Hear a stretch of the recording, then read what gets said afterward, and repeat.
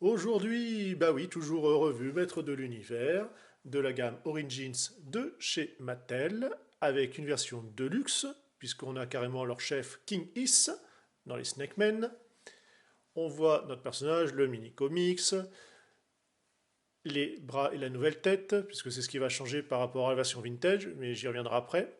L'arme, le bouclier. Alors par contre, on voit que le bouclier, je vais clairement faire quelque chose dessus, parce qu'il est en rouge monochrome plastoc, ça me plaît pas trop. L'arrière, on voit que, contrairement au vintage, où c'était entre guillemets l'armure qui se déclipsait pour laisser apparaître le corps de serpent, là ce sont des éléments interchangeables. Et c'est une bonne chose. Les personnages de la Wave. Au-dessus, toujours le très bel artwork où on voit le King Is avec en fond Tila, on va dire serpentisé. Vous avez l'habitude, le flyer avec les éléments à enlever et interchangeables. Alors cette fois-ci, version américaine, puisqu'on a les bubules. Notre ami le roi vient, comme je vous disais, avec son arme, qu'on a déjà vu précédemment. Le bouclier, avec ici la partie rotation, donc ça c'est sympa. Ça permet de l'incliner comme on veut. Par contre, voilà, comme je dis, c'est vraiment un rouge plastoc, soit un broche dessus ou carrément le mettre en rouge un petit peu écarlate, parce que ça fait vraiment pas très joli. Les éléments, oh là, il a eu un suicide, un petit malaise. Les éléments à rajouter, c'est-à-dire les nouveaux bras et la nouvelle tête, vraiment bien sculpté. Alors bien sûr, la mâchoire est fixe, hein. On souhaitait un petit plus, hein. Mais on va pas trop demander. Bon, le corps, hein, vous avez l'habitude, hein. Là, ici, coude, je vais y aller doucement. Là, rotation, les jambes, genoux, rotation ici, la cheville, classique. L'armure étant souple, puisque effectivement elle va pouvoir être enlevée.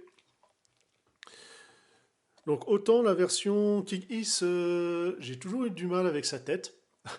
Il a un regard bizarre. Bah, c'est normal, hein, derrière c'est un serpent. On est dans le monde des V. Puis voilà, un joli verre. On voit ici la sculpture façon serpent.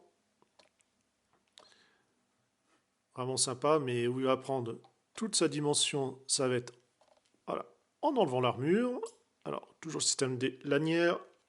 Justement, quand c'est fixe, qu'on ne doit pas les enlever, ça tient pas. On va lui enlever la tête. En fait, tout simplement, comme un corps normal avec une autre figurine.